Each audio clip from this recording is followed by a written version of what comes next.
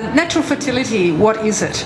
It's something that we are born with. It's something that it is here. It's ours to have. But for most women, it's something that evades them immensely in today's lifestyle. Most of the conditions, as was spoken about before, most of the conditions that are relating to fertility today are related to our current lifestyles and the way that we live and exist within these current lifestyles. I often refer to the goddess energy within the woman, and the woman is repressing a lot of that goddess energy today, and our males are also very, very stressed and living a lifestyle of having to live differently to how we lived, let's say, 80 to 100 years ago.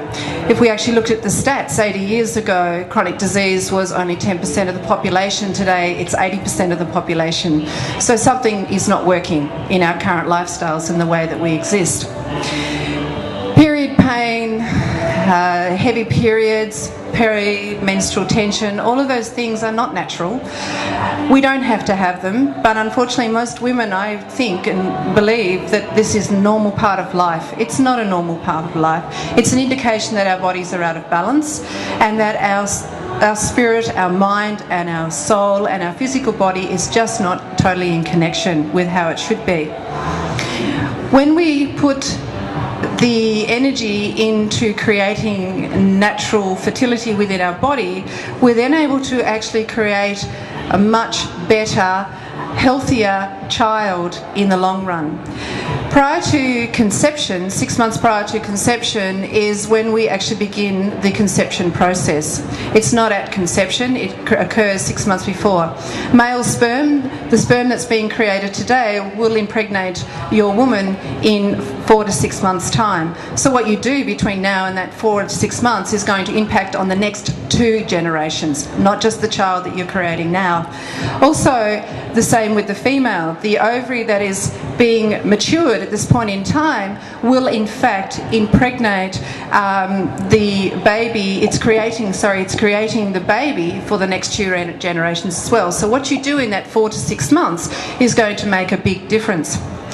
In my experience in the last 20 years of working within this field, I found for most women that stress is one of the biggest conditions that's relating and causing great problems with fertility. Most women are wearing many hats. They're trying to be everything in today's lifestyle and living very much in a male-centred, westernised society. And they're forgetting who they are as women. To be a woman, to be pregnant, to be fertile, is to be the goddess within you.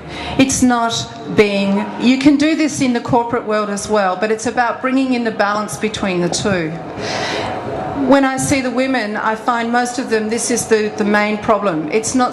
They can change their lifestyle, they can change their nutrition, they can do all the things that do that to change their fertility. But the main cause in majority of cases is stress. They are so, what I say, out of their body. They're not actually in their body, they're in their head. I refer to the head as the corporate body and the body is the corporation. If the corporate body is not listening to the corporation walks off the job.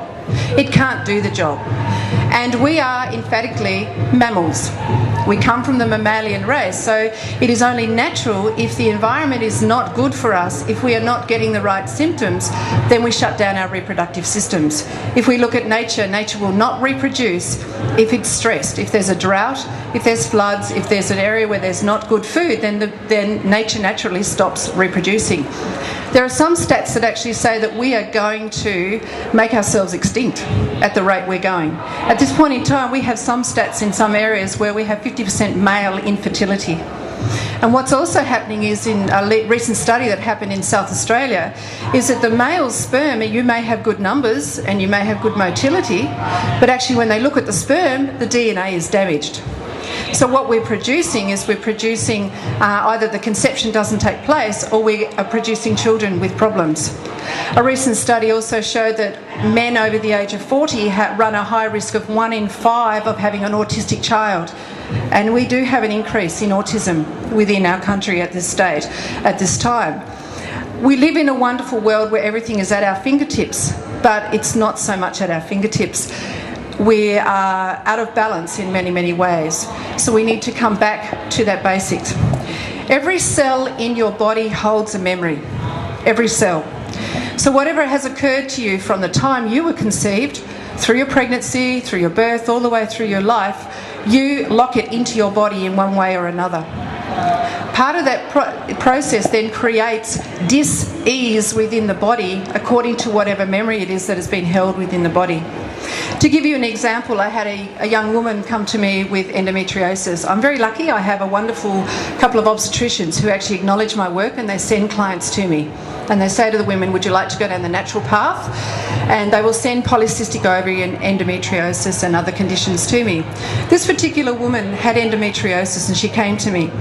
When I sat down and I started working with her, and I took her into, I do meditative reflexology, I took her into this space where I was able to get her to access her uterine lining and the cells within the uterus. What came up for her was that at 10 years of age, she got her period. Her mother freaked out, was her words. My mother freaked out. Her mother didn't expect her to get a period at 10 years of age, and her mother panicked. She didn't know what to do. She said, you're too young, you shouldn't be doing this, you shouldn't be having a period, all of this. The very first memory that young child locked into her uterus was, to have your period is bad. Endometriosis is an inflammatory condition. Inflammation in the body is that fear, it's anger, it's sadness, it's resentment held within the body. And she had locked that into the uterus, into the cells, so the cell's memory was to keep creating that condition every month. So she had extremely painful endometriosis. We were able to go in and do a healing process. She no longer has had endometriosis, and that was 3 years ago. I've worked with many such cases in this way.